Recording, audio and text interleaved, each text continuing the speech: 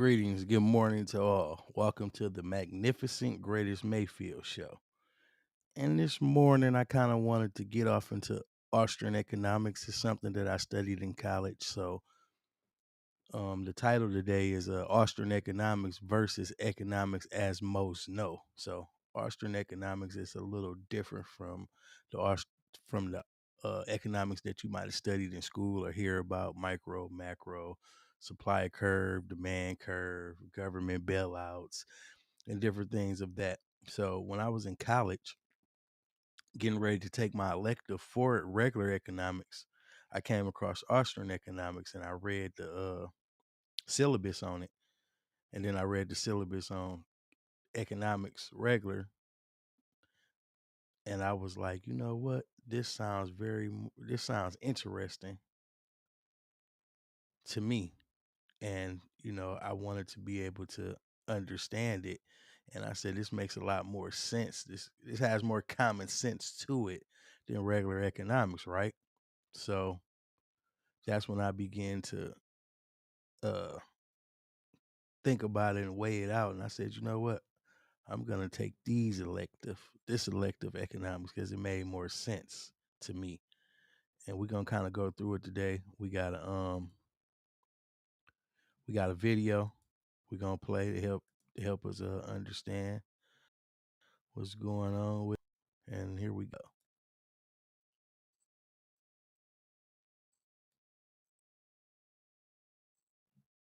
The belief that free markets can solve most problems. It's called Austrian economics. While it's not as mainstream as Keynesian or classical economics, its ideas have influenced everything from public policy to investment strategies. Today on Bear Economics, we'll explore what Austrian economics is, the key principles, and how it challenges mainstream economic thinking. So basically, my understanding of it when I first learned it, it was like independent thinking and stuff that made sense. So it basically was saying that um, it makes more sense to only have the government intervene to protect us for our for property and protect us from property, protect our property rights, right? So basically, the government come in if somebody try to take our house, our land, our cows, chickens, or whatnot. That's the only place we need government, because if we decide, so we get into Great Depression like we had, or a recession, or us as people are going to figure it out. We don't really need government bailouts to help us get out of that situation. We as an economy and as people will figure it out.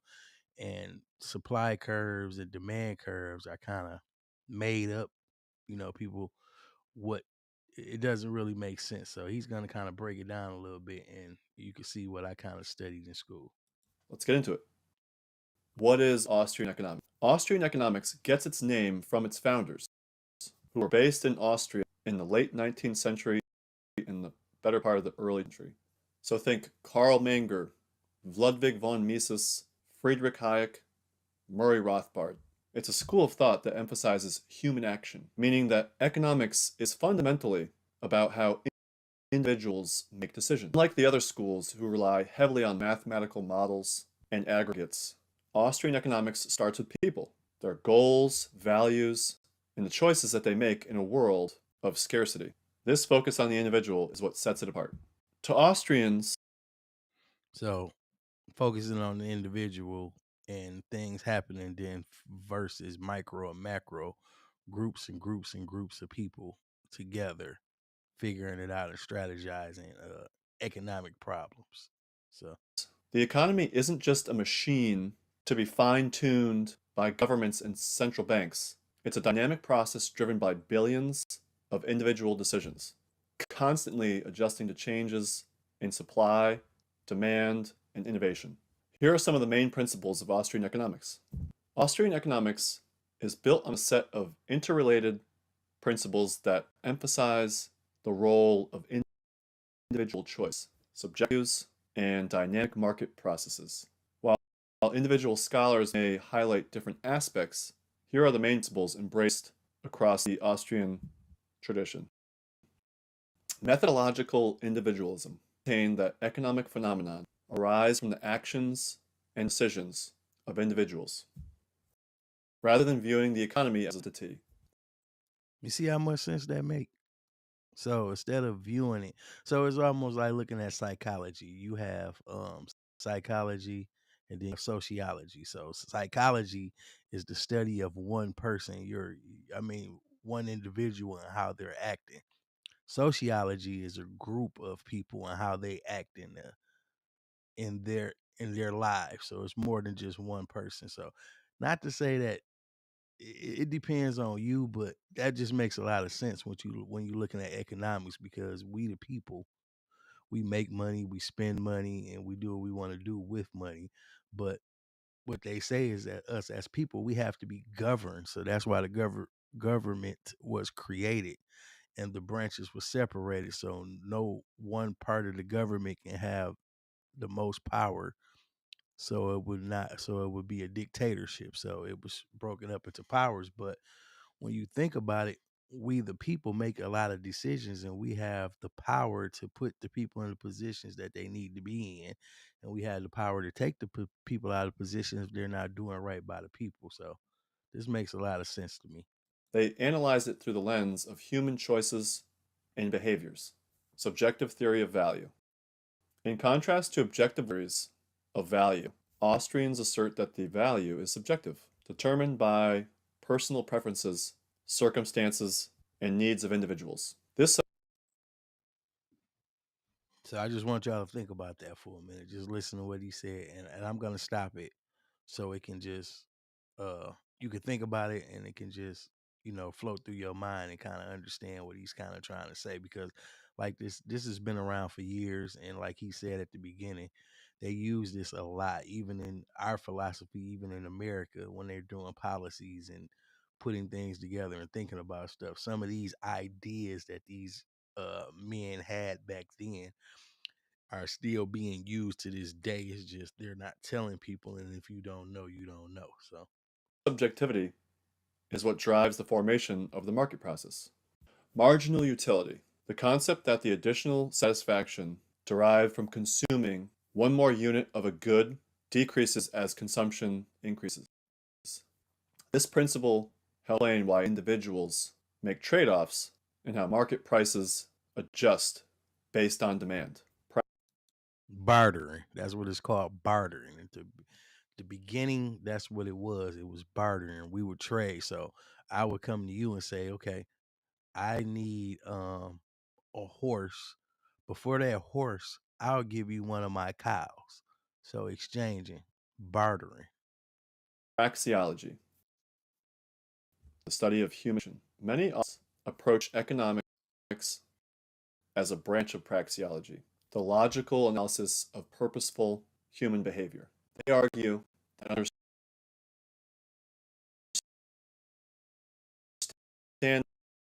understanding the motivations behind phenomena, entrepreneurship and market process, as the role of the entrepreneur in discovering and exploiting opportunities.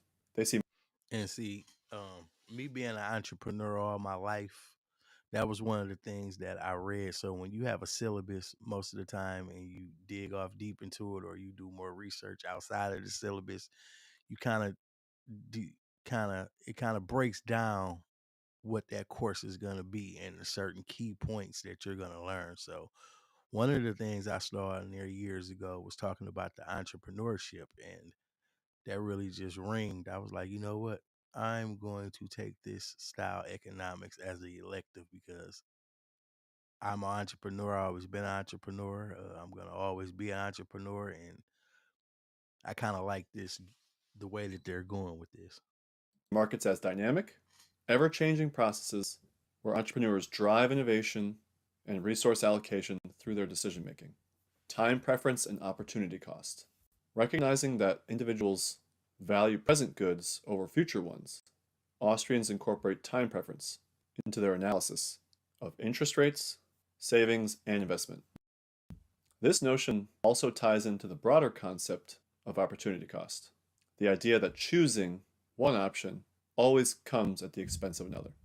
Spontaneous order. Austrians argue that free markets naturally evolve into complex self-organizing systems. He says naturally. So that goes back to what I was telling you about not needing a government bailout, not needing the government to throw us millions and millions or billions of dollars to get out of a situation, which is what me and the professor be talking about, which is quantitative easing and putting more debt that we have on the country. So it's like us figuring it out. It's less printing money, right? And we're not printing as much money. We're not going into more debt, and we're figuring it out with the money or the fiat that's circulating. Without the need for central planning, order emerges organically from the Organic. voluntary interactions of individuals pursuing their own interest. Critique of central planning and government intervention. Austrian economists are generally skeptical of government interventions in the economy. They contend that central planning distorts price signals and undermines the ability of markets to. So boom, that's what they don't want to talk about. So um a lot of our debt that we have and money that was print was created by government people dictating different things in the market and signaling different things in the market with our stock market. Because you ever notice how you can see Trump on TV and he might say, okay, I'm putting a tariff on this or I'm doing this. And then the stock market that day just all the way drop, right? So when you think about it, it's kind of like an insider trading notion because if I got buddies and friends that's in the stock market with millions and billions of dollars and he knows most of the one percenters, okay, I'm gonna wake up tomorrow. I'm gonna announce that I'm gonna put tariffs on Japan. Let's say Japan, and with that, the market. Japan is different markets. It's more than just the market that we have, and it's different markets that be open when we're asleep in other countries. So things that he says can dictate the stock market in a big way. So if he says something that he knows is going to drop the stock market prices, um, then people can short the stock, pull out their shares because they know it's crashing and take their money. And then, a couple of days later, he could say something else. Well, I was putting 100% tariffs on them. I'm taking it off. It's 30% now. Now the market can breathe. So if you pay attention, basically what I'm trying to say, a lot of politicians are crooks. They're figuring out how to manipulate us as people and print money, and as they're printing money, they're putting money in their pockets and their friends' pockets. So Allocate resources efficiently, often leading to unintended consequences like business cycles. These principles collectively shape an approach that views the economy as a dynamic, decentralized process driven by human action rather than by impersonal forces and central authority. This perspective has led Austrian economists to advocate for policies that emphasize individual freedom, limited government, and market based solutions. So, how does Austrian economics differ from the mainstream? so that's why I study policy. I got that bachelor's in business administration from Northwood, and I was like, what do I want to study next to go on for my master's? And I found a program with at a university that was government, a master's in government with a concentration in law and public policy. So I wanted to know policy. I wanted to know how the world, and not just the world, companies operate, and everybody has a policy. Everything that we do in life, especially entering buildings or just our everyday life, is controlled by a policy. But guess what? It's people that we elect in those positions that sit down and they talk about that policy, and policies are made to be ratified, they are made to be amended, and they are made to be created, right? So these people can have a policy in place and they can totally amend it, which add in things to it or take things away, and ratify is a part of doing that also. Or they can just take the whole policy out, or they can just change the policy. So that was a big deal to me learning about policy. And this kind of helped form my thinking with policy and wanting to go into policy after I took this class. It was very Let's amazing. compare it to Keynesian economics, which dominates most modern economic policies. Role of government. Keynesians believe government intervention is necessary to stabilize the economy. Austrians, on the other hand, see government intervention as the root cause of economic instability. Hmm. Use of models. Mainstream economics relies heavily on mathematical models to predict and manage the economy. Austrians reject this approach, arguing that human behavior is too complex to fit into equations. You hear that? Too complex. So basically, the way we think is too complex in the way that we do things for uh, regular economics to put us in a box and maneuver the way they want to maneuver and tell us what they want to tell us and make the moves that they want to make. And if you don't really know what's going on, you don't know what's going on. But it's a lot of stuff going on. And let's say I think we 70 trillion in debt or something. I would have to check it out. I'm not sure exactly how much debt we actually at right now. We might even be in the trillions. But out of that, I would say I'm willing to bet more than half of that, more than half of that debt that we owe was finagled, stolen, hijacked by the powers to be. And that's just keeping it real. I really believe that, you know, a lot of it. And I would do more research on it. And actually, Leela Harvey McGee, you know, we had a great conversation, and she sent me over some great literature to look at and research. And once I really dive into that, you know, I'll create another episode to talk about, you know, money because you can't do nothing without money. What can you do without money? We work our whole life to pay somebody else. So we need money. We need money to maneuver. We need money to pay bills. We need money to live. So it's it's great that we're having a conversation about money and economics. That's what we need to be talking about in the times that we in right now.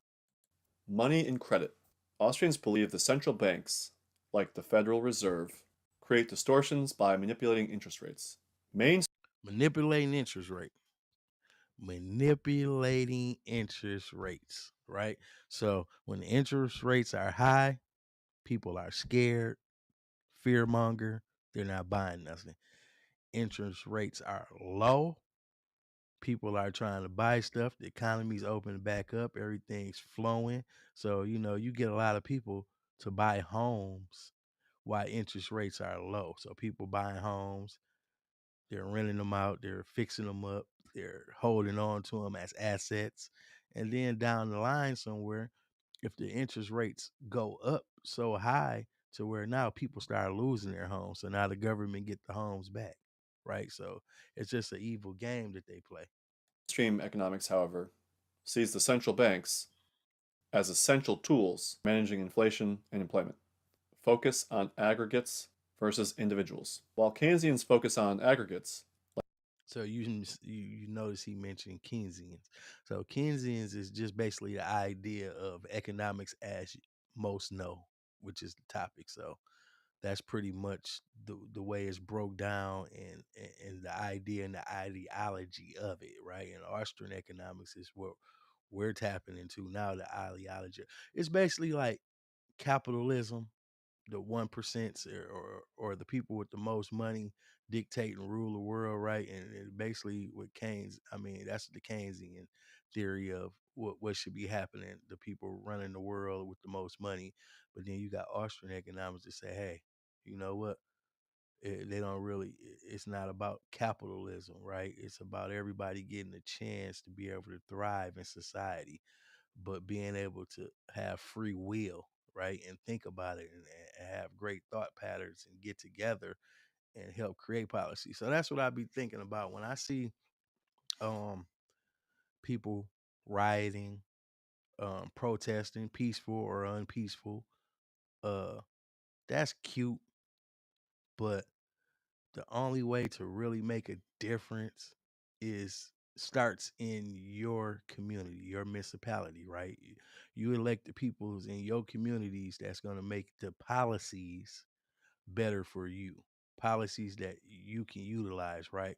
But then from there, once we take care of that and stick together as a people, we go to the state level then, and we send the state people that we want to the state, because it trickles down from the government, from the state to the local. But everyone has their own constitution and ways they can do things legally.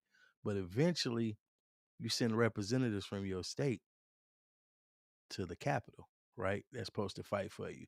So if you get the right representative sitting down looking at the right policies, then things could get done. So that's basically what happens. You got to put people in positions to be in those rooms when they're making those policies to help make better decisions and influence people. That's why we got lobbyists. Lobbyists influence people to make decisions. They influence government to make decisions. So Like GDP, unemployment, and inflation, Austrians zero in on individual choices and market processes. Essentially, Austrian economics takes a bottom-up approach, while mainstream economics often takes a top-down approach.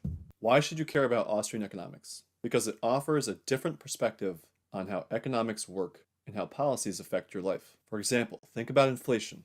Austrians argue that printing money doesn't create wealth, it just redistributes it, often hurting savers and the poor while benefiting those who get the money first, like big banks and the government. Or consider the crisis of 2008. Austrians would say it was caused by the artificially low interest rates and see, well, that's what I was just talking about. That's what happened in '08.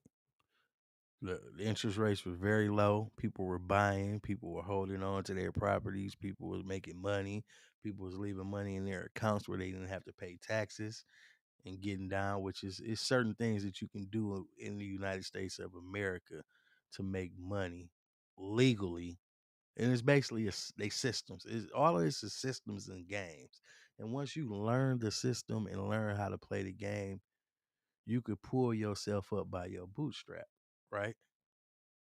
government policies, ensuring excessive borrowing. Their solution? Less intervention, not more. Whether you agree with it or not, Austrian economics forces us to question whether the systems we rely on today are truly sustainable. The takeaway? Austrian economics isn't about quick fixes or government handouts. It's about trusting individuals and markets to find their own balance. While it may not always align with mainstream thinking, it offers powerful insights into how economies function and how we can make better choices as individuals. So what do you think? Is Austrian economics the better future? Let me know in the comments below. Don't forget to like, subscribe, and share this video if you found it helpful. Thanks for watching, and I'll see you in the next video. Bear economics. Yeah, that was a pretty good video. But the one that I really liked it, that I was watching before, let me see if I can find it. That's one I kind of, let me see if we can get this one to play. Let's see. Call Austrian economics. Someone told me I should study Ludwig von Mises, that he's supposedly an influential economist, but I don't even understand the basics. What is Austrian economics? Austrian economics is based on methodological individualism, which is a fancy way of saying that social phenomena are the result of the subjective motivations and actions of individuals. As economist Bob Murphy points out when summarizing Ludwig von Mises, collective entities don't actually exist because they can't act. Only individuals can act. We join the fan club for methodological individualism. I'll never join a group. I like it on my own. Exactly. That's why we've nominated you president. Yeah, I kind of liked this one because this had a little bit more humor in it in his video, and it kept skipping before I got ready to start this show, and it just kept skipping and skipping. I'm like, I can't get this right, so I found that other video that we just looked at, and that was pretty cool. But I liked this one a little better. Well, how can we know what drives the actions of individuals? Austrian economics uses deductive reasoning, which is the opposite of inductive reasoning, where you do experiments using empirical data. Now, the reason you can't do experiments in economics is because you can't have an independent variable to do the experiment in a controlled setting. Right. And let me see. Actually, I had read something looking into this. Let me find it. It was a comment that was deep that I read. Let me see. I've traveled to the planet Earth to understand the concept of the subjective motivations and actions of individuals. As economist Bob Murphy points out when summarizing Ludwig von Mises, collective entities don't actually exist because they... This comment. So this comment says, somebody said during economic research or data analysis without Austrian methodologically, basically it's like an engineer building a bridge without math or geometry. Now, that's deep. I liked that comment when I read that before when I was going through this video. It made a lot of sense. You got it. They can't act. Only individuals can act. Would you like to join the fan club for methodological individualism? I'll never join a group. I like it on my own. Exactly. That's why we've nominated you president. Well, how can we know what drives the actions of individuals? Austrian economics uses deductive reasoning, which is the opposite of inductive reasoning, where you do experiments using empirical data. Now, the reason you can't do experiments in economics is because you can't have an independent variable to do the experiment in a controlled setting. And politicians won't admit that they don't know something when they don't know anything. I'm here to interview candidates for the upcoming presidential election. What is your campaign? My platform is we will experiment and try new things. Yeah, that was funny to me. We're gonna experiment and try new things, huh? Yeah, that's basically what our government does. I mean, but you got to try new things though to know what will and what work. Because if you're doing something or something is being done or policies being created, or you're not getting the results that you think that you need, or the economy's not getting the results, then I guess you have to try something new. Make America great again. Maybe. Deductive reasoning builds upon a premise logically to derive at a conclusion. Now, you might be wondering, well, if you don't do experiments, how do you know that your premise is a bunch of bullshit? That's why Austrian economics uses a priori knowledge. What is a priori knowledge? It sounds important, but I've never heard it before. Exactly. It's stuff you know without experience or data. So have you ever just knew something?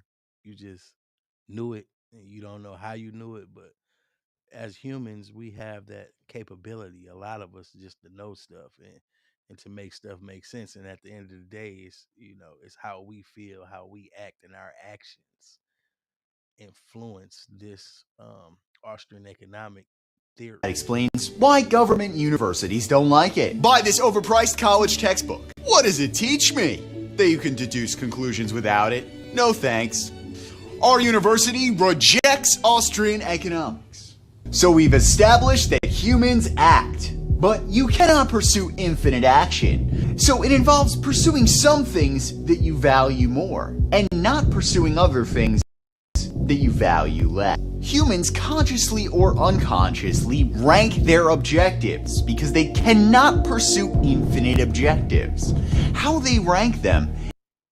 So that's basically what he's saying is that you do a vision board, right? People do vision boards and they have goals, and you got goals. You might have 3 or 4 goals, but you do in your mind have them goals in a ranking. Like, for instance, you might say, okay, I want to make $1 million in 5 years, right? That's your first goal. But your second goal might be something like, I want to make $500,000 in 2.5 years. So that way I'm real close to getting to my objective. So that's basically what he's saying with ranking actions at us as human beings. Is what they value.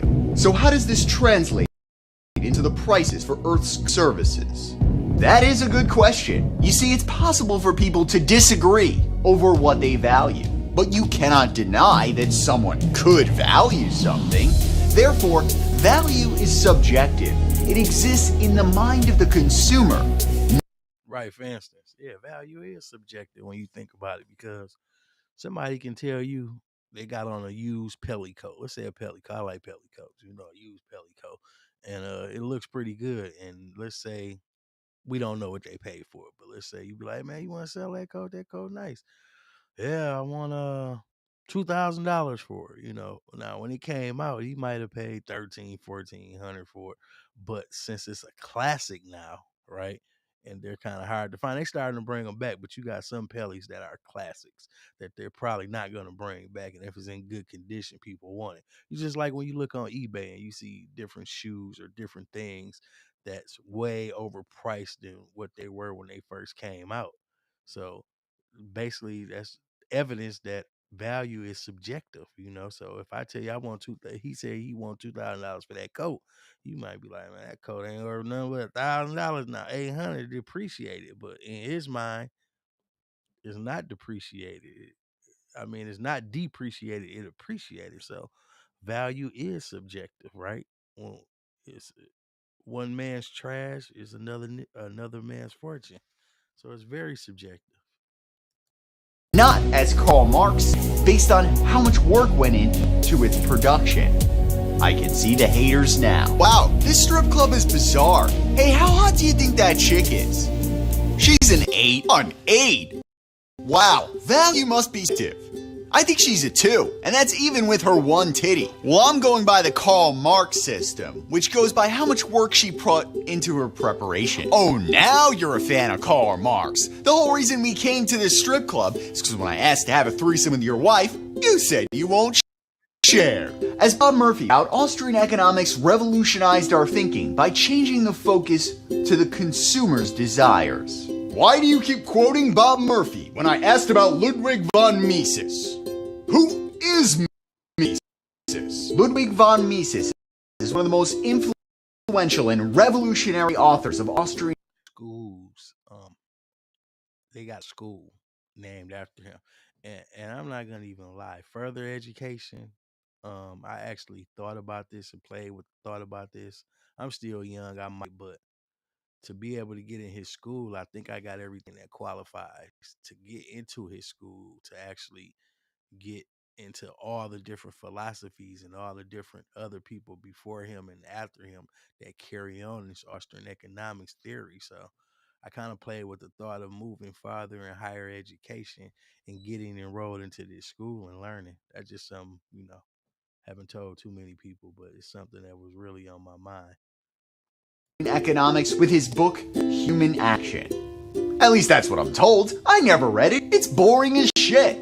I read Bob Murphy's summary, Choice. Now, Ludwig von Mises was from Austria, but although he wrote in English, it's that kind of Shakespeare style where you're not sure if it's just really boring or you're just dumb. I think that's why Shakespeare is so important to acting undergraduates. To believe you like it, you must be a good actor. I love to read Shakespeare. Wow, you must have talent. And I love to read Ludwig von Mises. Now you're just lying through your teeth.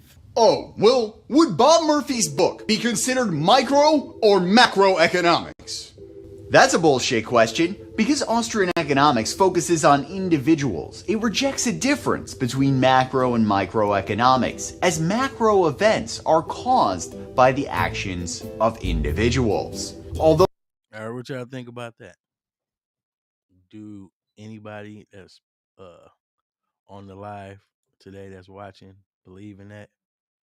Does it make sense to you? I'm not trying to convert nobody over this morning into Austrian economics.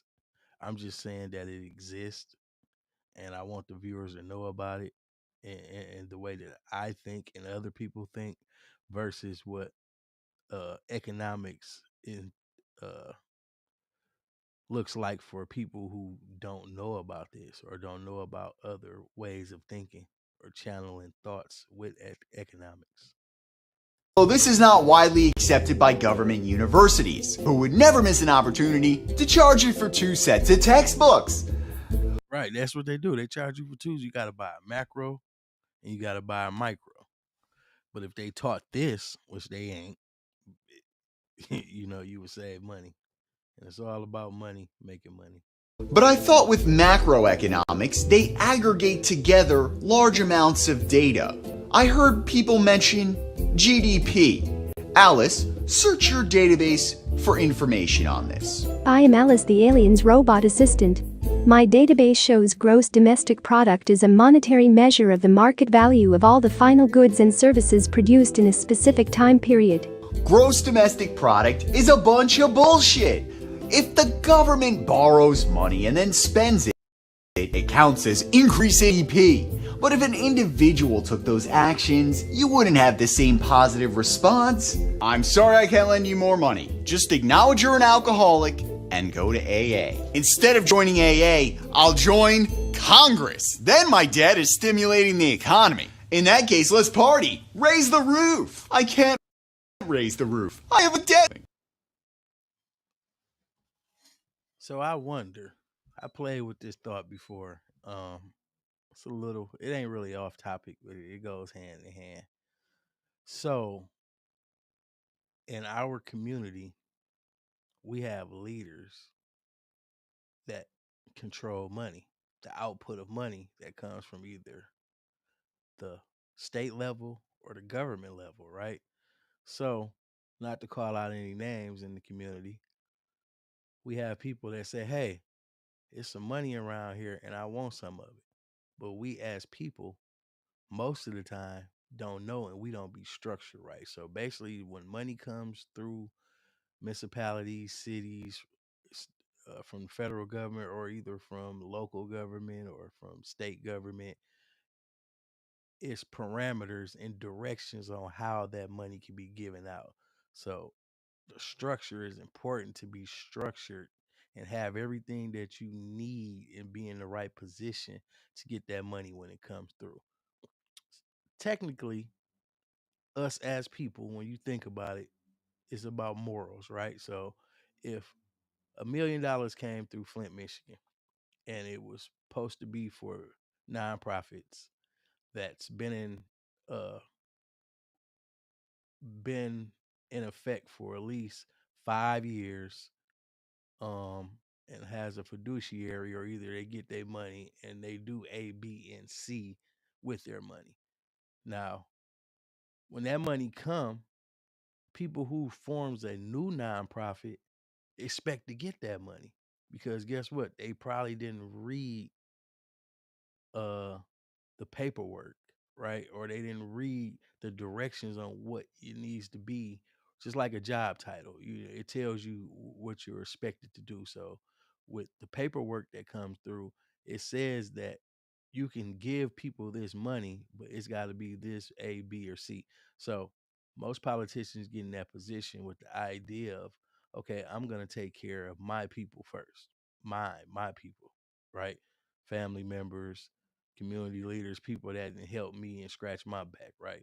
And if it's something left for the rest of the community, I'll get them some, but more than likely they're not in tune on how to get it. So you get people that get hit the streets and they say, "Hey, they not doing this right. They not doing this right. They got all this money. They giving it to their friend." Okay, some of them might do give it to their friends and families. Okay, but most of the time, the people that's doing all that yelling ain't in position to even get that money. They're not even structured right. So my question is, and what I think about the people who have a problem about the way money is um, circulated through our community, if they get in that position and they got family members and friends and they talk this community they want everybody to have, what would they really do in that situation, right? When they get in that position to be able to uh, control those funds legally, because if misappropriating funds can get people in trouble, right? And can cause audits and government takeover, state takeover, for our municipalities, which we had before. So I just kind of wanted to play with that idea and I wanted people to think about that. Like, what would you do if you in that position? And basically, what it all is that uh, I think a mayor needs to come through here or a person that really cares about the community and hire somebody to actually listen to people ideas and vet them, see if it makes sense, help them get in the position, fiduciary their money, and give them small segments as they complete tasks that they say they complete. And something like that would be a good start to help the community, right?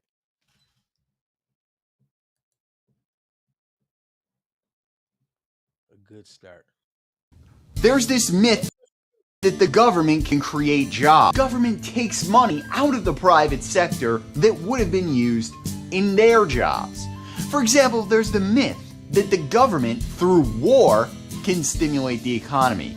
And an example of this is people mistakenly think that FDR, through World War II, got us out of depression. But in fact, as Bob Murphy points out, we got out of the Great Depression despite FDR.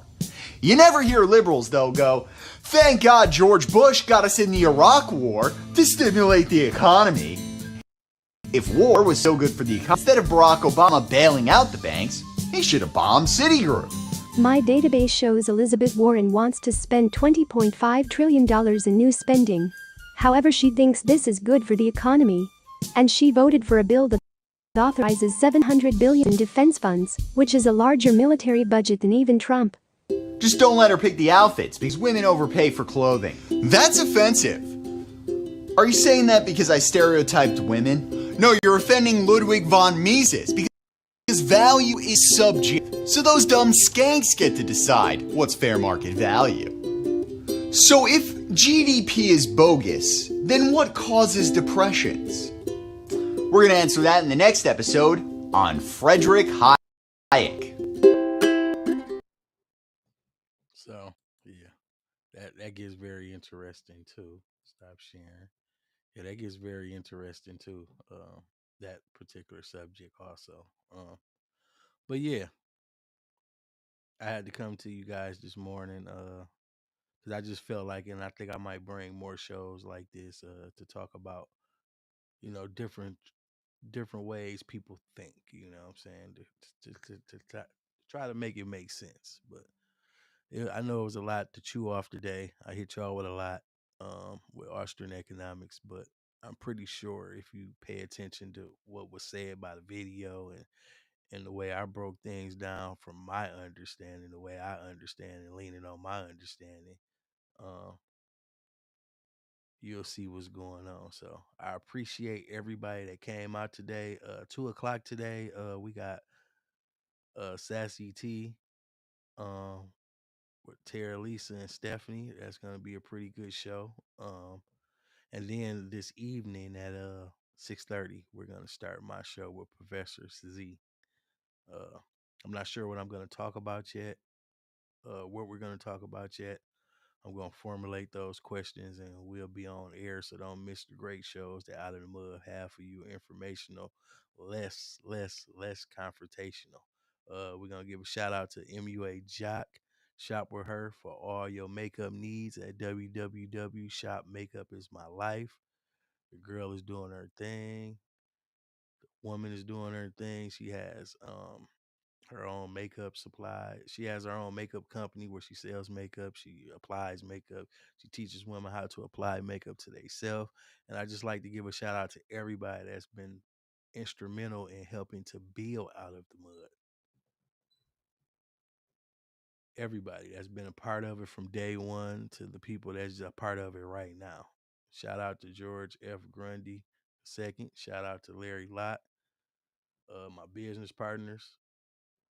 Um, yeah, and look how good that picture look. I've been playing with this camera since yesterday, tuning in everything, getting everything together. And next Sunday, I'm also going to start my Black entrepreneur business segment of Out of the Mud. So next week before 6:30, we're gonna say 5 o'clock.